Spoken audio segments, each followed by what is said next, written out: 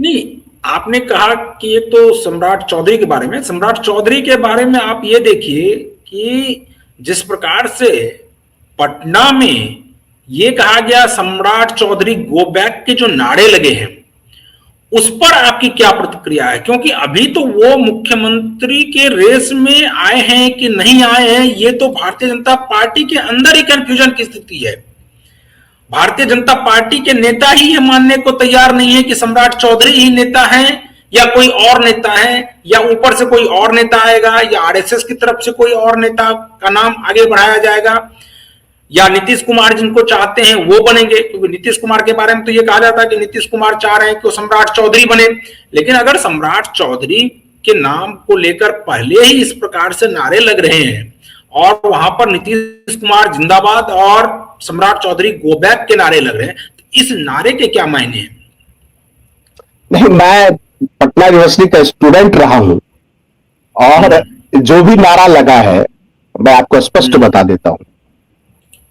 Patel hostel के छात्रों ने लगाया होगा नारा। पटेल हॉस्टल ज्यादा दूर नहीं है, भिकरा पहाड़ी के पास पटेल हॉस्टल है, वहीं से लड़के आए होंगे और वो नारा किस बीच ने लगाया है, वो लगवाया है, ये तय है। Manish Kumar Verma and lobby, Shravan Kumar lobby और आरसीपी सिंह की लॉबी, जो नहीं चाहती है कि लव के जगह कोई कुछ सीएम बने या सत्ता अपने पास किसी न किसी रूप में रखना चाहती। हो सकता है इसमें बीजेपी के भी नेताओं की भी भूमिका हो, ये दिखाने की कोशिश हो कि यूथ जो है, और खास करके पटना यूनिवर्सिटी निश्चित रूप से बिहार की पॉलिटिक्स के केंद्र बिंदु में रहा है 30-40 साल से, या संपूर्ण क्रांति के दौर से ही। तो एक हॉस्टल के छात्र आते हुए उन्होंने नारा लगा दिया, मेरा ऐसा प्रैक्टिकल मानना है। लेकिन सम्राट चौधरी भी अगर सीएम बन जाते हैं तो फिर वो धीरे धीरे करके वो भी मामला सेटल हो जाएगा। और लेकिन सवाल ये कि निशांत को क्या जिम्मेदारी मिलेगी, ये इस पर भी आज बहुत हॉट डिस्कशन हुआ है सारे नेताओं में कि जेडीयू और निशांत की क्या भूमिका रहे। निशांत को कौन से मंत्रालय मिलेगा, क्या मैसेज देना चाह रहे हैं भारतीय जनता पार्टी को?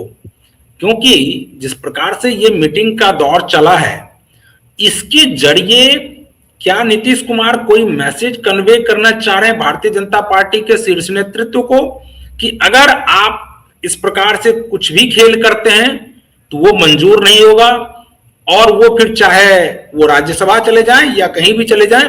कई बार ये बयान आ भी गया है कि संसद का जितना दिन वहां पर कार्य रहेगा, बस उतने ही दिन वो दिल्ली में रहेंगे, बाकी वो पटना में ही रहेंगे।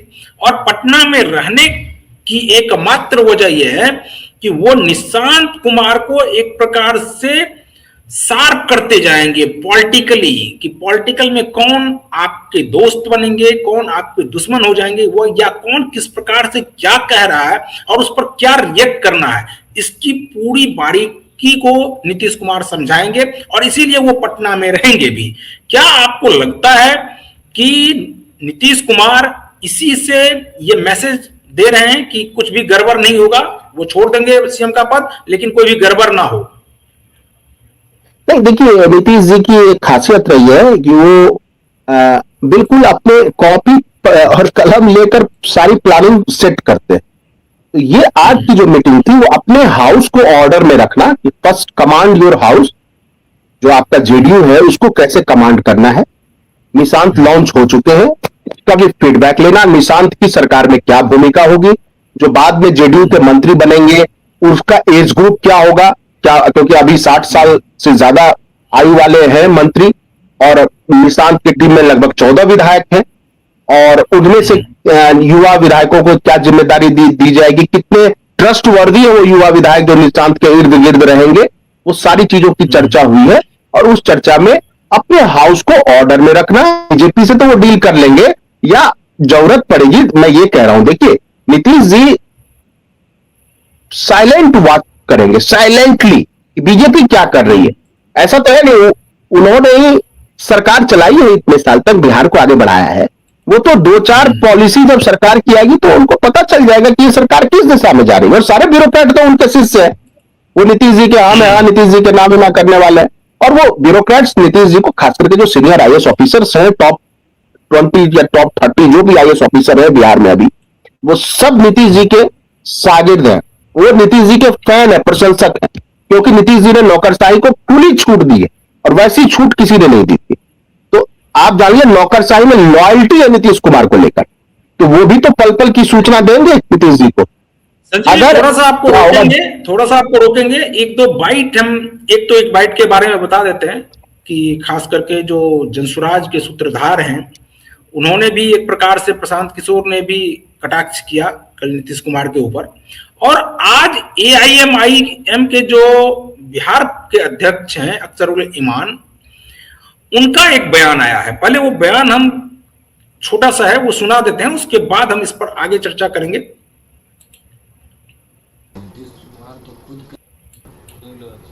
मुख्यमंत्री नीतीश कुमार ने अपने विधान परिषद से उन्होंने कल इस्तीफा दे दिया है। कई मंत्री भी रोते हुए नजर आ रहे थे वो इस्तीफा दिए थे। अभी हम लोग तो इस ड्रामे को समझ नहीं पा रहे हैं।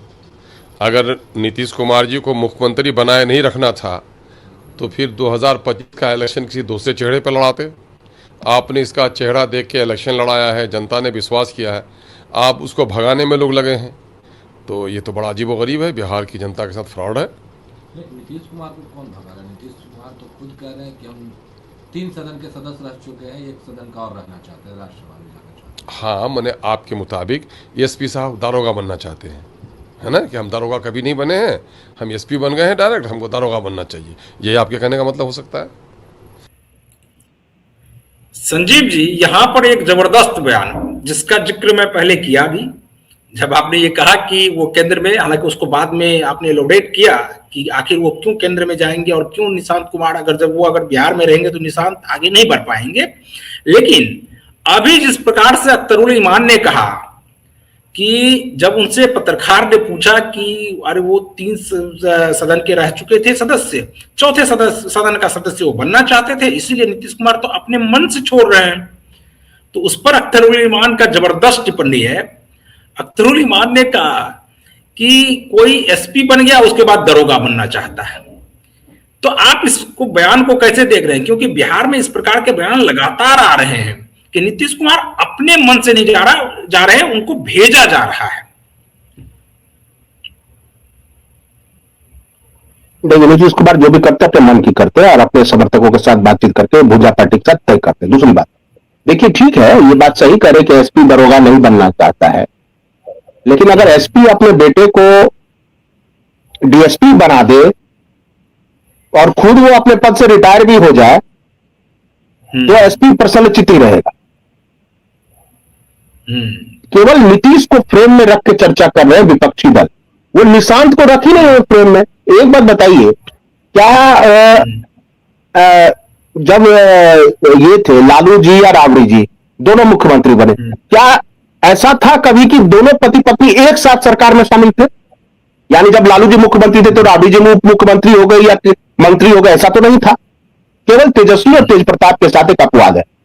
ठीक है, वो परिवार पे मैं कुछ नहीं कह रहा हूं, मेरा ये कहना है कि नीतीश जी ऐसा नहीं कर सकते हैं। इतने साल तक 3-4 दशक तक परिवारवाद राजनीति को कोसने के बाद एक ही साथ वो मंत्रालय में भी बैठेंगे और फिर मतलब मुख्यमंत्री भी रहेंगे, बेटा भी उप मुख्यमंत्री रहेगा, तो ऐसा नहीं।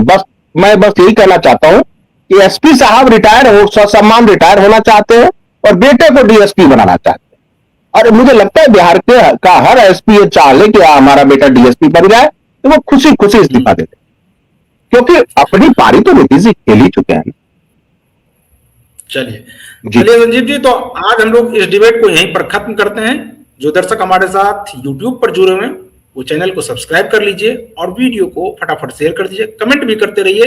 कमेंट कर आप बताइए कि आपको क्या लग रहा है, आप इस डिबेट के बारे में क्या सोचते हैं। अगर आप फेसबुक पेज के जरिए इस वीडियो को देख रहे हैं तो पेज को फॉलो कर लीजिए और वीडियो को वहां से भी अपने वॉल पर शेयर कर दीजिए, कमेंट वहां भी करते रहिए और X हैंडल पर भी आप हमारे साथ जुड़ सकते हैं। बाकी तमाम खबरों के लिए आप बने रहिए QIB के साथ। मुझे दीजिए अनुमति, नमस्कार।